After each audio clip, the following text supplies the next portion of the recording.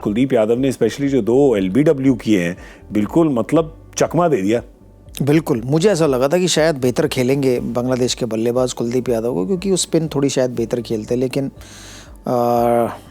कुलदीप यादव ने मुझे अचंभे में डाल दिया। जिस तरीके से उन्होंने गेंदबाजी किया, आउट किया, तो ऐसा लगा ही नहीं। कुलदीप यादव ने नहीं, बांग्लादेश के बल्लेबाजों ने एक्चुअली उन्होंने डिसअपॉइंट कर दिया कि वो जिस तरीके से कुलदीप यादव खेले, लेकिन सही इस्तेमाल किया उन्होंने अपनी गुगली गेंदों का। कुलदीप यादव ने जो LBW आउट हुआ, लेफ्ट हैंडर शांटो, उनको आउट किया, फिर अगले 2 विकेट और लिए उन्होंने। तो इसलिए तो हम लोग चर्चा करते हैं कि कुलदीप यादव का प्लेइंग 11 में होना ज़रूरी है, क्योंकि बीच के ओवरों में जो आउट कर रहे हैं तभी रन रुक सकते हैं, और बीच के ओवर में उन्होंने आके आउट किया। मतलब अगर हार्दिक पांड्या और कुलदीप यादव में से एक चुनना पड़ा हमें, तो हमने हार्दिक को चुना, क्योंकि उनकी इनिंग का एक डिफरेंस था।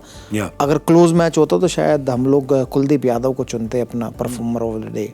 बाकी भी बड़ी विकेटें ली हैं, तो तौहीद हृदय को आउट किया उन्होंने, जो फॉर्म में रहे हैं बांग्लादेश के लिए, फिर शाकिब को आउट किया उन्होंने, तो बड़ी विकेटें निकाली आज उन्होंने, 3 जो निकाली। जी बिल्कुल, आई थिंक वो रिस्ट स्पिनर का एडवांटेज वही हो जाता है ना, कि अगर आप रिस्ट स्पिनर बीच में आते हैं तो आपको विकेटें चटकाते हैं हर बार, कि आपके पास अगर रविंद्र जडेजा, अक्षर पटेल, वो उस तरह के गेंदबाज नहीं है कि जो आपको ना रन थ्रू कर जाएंगे साइड में, लेकिन कुलदीप यादव के पास उस तरीके की एबिलिटी है कि जिस तरह से वो गूगली डालते हैं, टॉप स्पिन डालते हैं, जो लेग स्पिन उनका जो लेफ्ट आर्म लेग स्पिन जाता है वो भी अच्छे तरीके से जाता है। तो ऑलवेज वो वैरायटी रहती है, हमेशा वो आप सेटअप नहीं कर सकते एज अ बैटर कि ये कौन सी गेंद डालेंगे।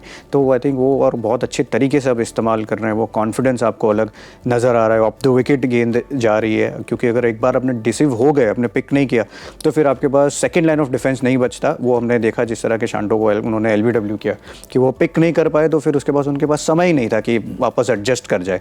और जो शाकिब को आउट किया, उससे पहले गेंद स्टंप में डाली, वहाँ पर उन्होंने 6 रन मारे।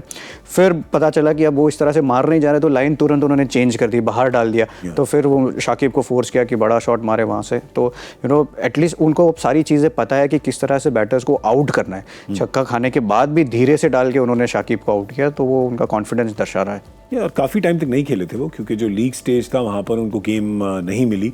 उसके बाद जब आए, पहले सुपर 8 का मुकाबला खेला, तो लगता है थोड़ा टाइम उस दिन थोड़ा लगा उनको, बिल्कुल इस फॉर्म में नहीं थे वो, पर आज बिल्कुल मतलब सेटल्ड उतरे हैं खेलने के लिए। लग जाता है कभी कभी एक आध मैच नहीं, बट अगर आप इतने टाइम से बाहर बैठे हो, सिर्फ नेटों में गेंदबाजी कर रहे हो, तो वो थोड़ा कॉन्फिडेंस भी तो नहीं आता ना। जब आप मैच खेलते हो तब कॉन्फिडेंस आता है अच्छी गेंदबाजी। पहले मैच में इन्होंने ठीक ठाक गेंदबाजी की, उससे कॉन्फिडेंस आया। और आज तो, और ये होता है जब ज़्यादा रन बना देते हैं ना बल्लेबाज, तो फिर बॉलर के पास वो क्वेश्चन होता है कि वो उस अपनी गेंदबाजी में एक्सपेरिमेंट भी कर सकता है। और जैसा कुलदीप यादव ने किया, कि आई थिंक हम इनकी चर्चा इतनी ज़्यादा क्यों करते हैं जब ये भारतीय टीम में होते हैं, कि इनको रहना ही चाहिए प्लेइंग, क्योंकि जो बीच के ओवर उनमें आउट करते हैं, और वो इनको बखूबी मारा। जब पार्थिव ने भी कहा कि शाकिब ने सीधी बॉल को सामने छक्का मारा और फिर बाहर डाली, तो वो उनमें कला है जो अब ये 2.0 कुलदीप यादव आए। क्योंकि पहले जब वो टीम से बाहर हुए थे और वापस आए, तो वो ये उनमें देखने को मिला है कि उनको बैट्समैन को पढ़ने में बस आनी हो रही है कि